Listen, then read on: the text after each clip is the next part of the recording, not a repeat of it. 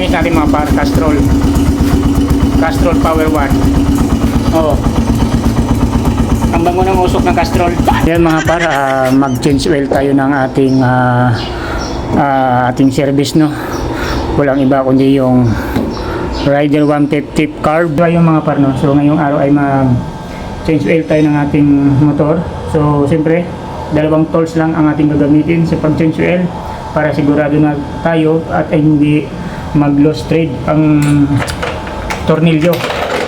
Kailangan meron tayong socket wrench at siyempre ang gagamitin nating mga size ay ito para sa crankcase sa dream plug para 14mm, no, size 14. Ito yung sa ilalim ng makina sa dream plug para matanggal yung langis sa ilalim. At siyempre ito naman yung 8mm mga par, ito yung sa oil filter. Dito natin magagamit yung 8mm na socket wrench, no. Dito yan sa oil filter, kaya yun mga par, tatanggalin na natin. Tatanggalin na natin yung dream plug para matanggal yung langis. Huwag na yan par.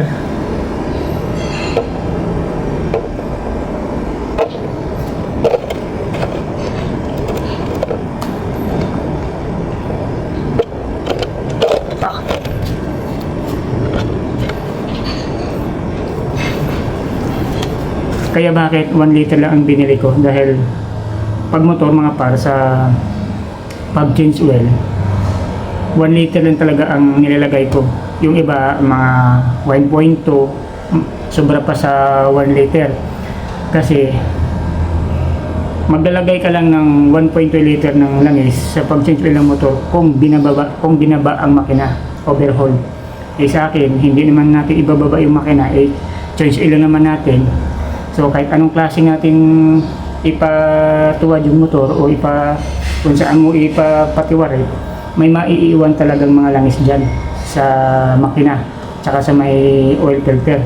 Kaya 1 liter lang ang ilagay natin. So yung mga par, no, pag nag-change oil na tayo, meron na tayong filter oil.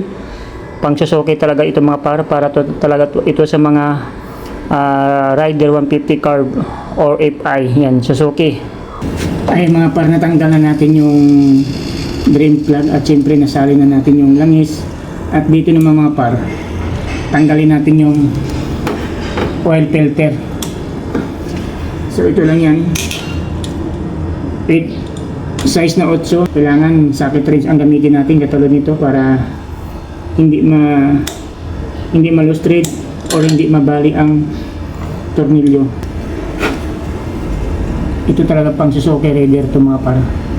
So itong butas, ito yung ipasok natin sa loob kasi dito sa loob ng cover ng oil filter mayroong dalawang o-ring to. Oh. Yan. Ayun o. Ayun yung o-ring yung parang yung guma. Yan. So pagtanggal ng cover filter mga par, may arrow naman eh.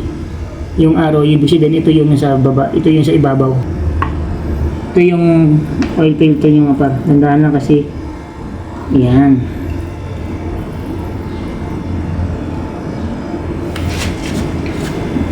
Meron to siyang guma sa loob. Ito sumama yung guma. Tanggalin natin. Yan. Gandahan lang kayo sa pagtanggal ng mga par, oil filter kasi katulad niyan, yung orange sumama sa oil filter pero dito yan siya nakasalpak mga par sa loob. Yung oil filter diyan na sa dapat nakalagay. Ayan mga par, malinis na. Meron siyang butas sa loob mga par. Diyan kasi pumapasok ang langis. So ayun mga par, ilagay na natin yung oil filter, no, kasi yung o-ring na guma nilagay na natin sa loob kasi dito yan sa papasok mga pare. Dito yan sa butas na yan.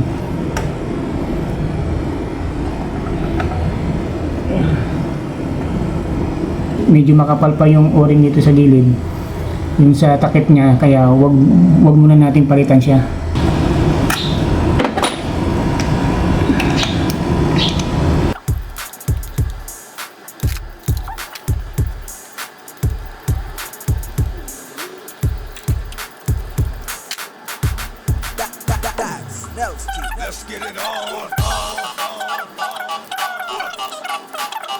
Inubos natin to.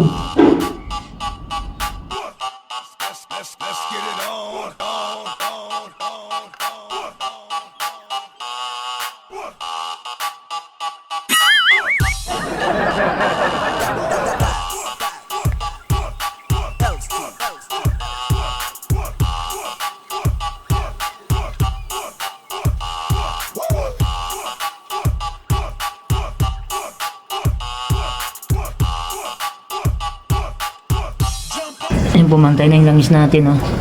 Nasa 2 guhit na mga paro. Pag kulang ang langis dito, may guhit. Yan, 1, 2, 3. 3 guhit. So nasa pangalawang guhit siya. Yun ang level ng ating langis. Ibig sabihin, sakto lang. Sisipain natin yung kick kahit na 10 beses para yung langis sa filter ma-mix. Handa na yung ano natin. Pinapanggalan natin. Yan ang langis natin. Castrol Power Wash. Yan o. Oo. Ang bango ng usok ng Castrol. So yun, tapos na tayo mag-change oil.